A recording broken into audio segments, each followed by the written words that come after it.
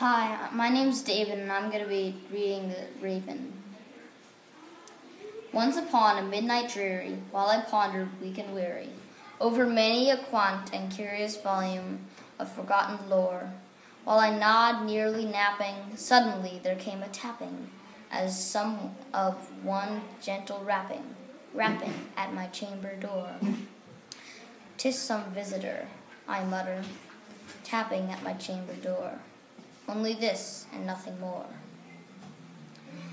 Distinctly I remember it was in the bleak December, and each separate dying ember wrought its ghost upon the floor. Eagerly I wished the morrow, vainly I had sought to borrow from my books our keys of sorrow, sorrow from the lost Lenore, for the rare and radiant maiden whose the angels named Lenore, nameless here for evermore. And silken, sad, uncertain rustling of each purple curtain thrilled me, filled me with fantastic terrors never felt before.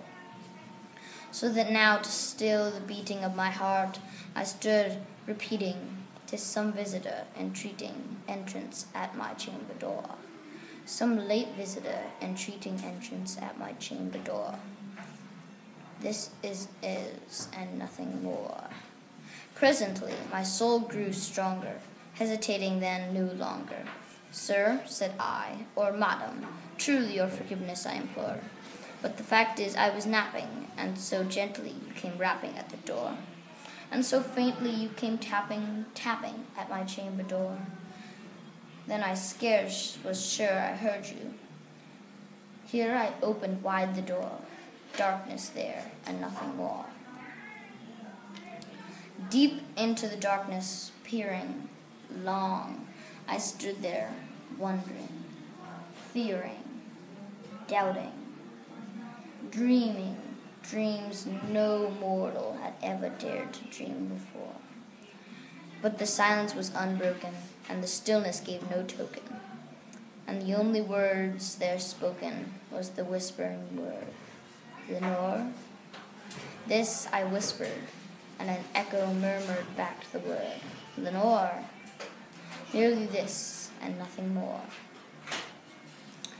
Back into the chamber, turning all my soul within me burning. Soon again I heard tapping, somewhat louder than before. "Surely," said I, "surely this is something at my window lattice.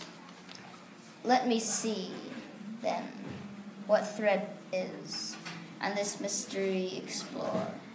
Let my heart be still a moment, and this mystery explore. 'Tis the wind and nothing more." Open here I flung the shutter, while with many a flirt and flutter, in there stepped a stately raven, at the saintly days of yore. Not the least obedience made he, not a minute stopped or stayed he, but with mien of lord or lady perched above my chamber door, perched upon a bust of Pallas, just above my chamber door, perched and sat, and nothing more. Then this ebony bird beguiled my sad fancy into smiling by the grave and stern decorum of the countenance it wore. "Though thy crest by shorn and shaven thou," I said, "art sure no craven, ghastly, grim, and ancient raven, wandering from the nightly shore. Tell me, lordly name, is on the night's Plutonian shore?" Quoth the raven, "Nevermore." Much I marveled this ungainly fowl to hear discouraged so plainly, though its answer still meaning little relevance bore. We cannot help agreeing that no living human being ever yet was blessed with seeing birds above his chamber door. Birds or beasts, the sculptures above his chamber door, with such name as Nevermore. But the raven, sitting lonely on his placid bust, spoke out that one word, as if his soul is that one word he did outpour. Nothing farther than he uttered, not a feather than he fluttered, till I scarcely more than muttered. Other friends have flown before on the morrow. He will leave me as my hopes have flown before. Then the bird said, nevermore. Startled at stillness, broken by reply, so aptly spoken.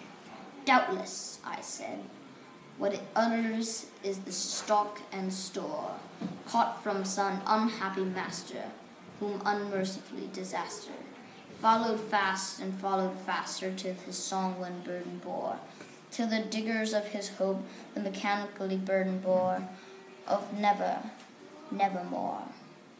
But the raven still beguiling at my fancy into smiling, straight I wheeled a cushioned seat in front of the bird, and bust and door, and then upon the velvet sinking, I betook myself to linking fancy into fancy, thinking what this ominous bird of yore, what this grim, ghastly, gaunt, and ominous bird of yore meant it croaking nevermore. This I sat engaged in guessing, but no syllable expression. To those bowels whose fiery eyes now burned into my bosom core, this and more I sat divining, with my head at ease reclining on the cushion's velvet lining, that lamp-light gloater. But whose velvet lining with the lamp-light gloating?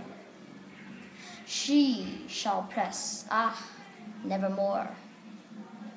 Then methought the air grew denser, perfumed from an unseen censer, swung by seraphim whose footfall tinkled on the tufted floor. Wretch, I cried, the God hath lent thee, by these angels he hath sent thee, respite, and nepeth from the memory of Lenore. Quaff, oh quaff, this kind a nepeth, and forget this lost Lenore. Quoth the raven, nevermore. Prophet, said I, thing of evil, prophet still, if bird or devil, whether tempter sent or whether tempter tossed thee here ashore, desolated yet all undaunted, on this desert island enchanted, on this home by horror haunted. Tell me truly, I implore, is there balm in Gilead? Tell me, I implore. Quoth the raven, nevermore. Prophet, said I, thing of evil, prophet still if or but devil. But that heaven that bent above us, by that God we both adore, tell this soul with sorrow laden, if within the distant Aegean I shall clasp a sainted maiden whom the angels named Lenore, clasp a rare and quondient maiden whom the angels named Lenore. Quoth the raven, nevermore. Be that word our sign of parting, bird or fiend, I shrieked, upstaring. Get thee back into the tempest and night's Plutonian shore. Leave no black palm as a token of that lie thy soul hath spoken. Leave thy loneliest unbroken. Quit the beast above my door. Take thy beak from out of my heart, and take thy form from off my door. Quoth the raven, nevermore. And the raven's never flitting still is sitting on this pallid bust of Pallas above my chamber door, and his eyes have all the seeming of demons that is dreaming, the lamplighter him streaming through his shadow on the floor, and my soul from out that shadow that lies floating on the floor shall be lifted nevermore. My name is David, and that was The Raven by Edgar Allan Poe.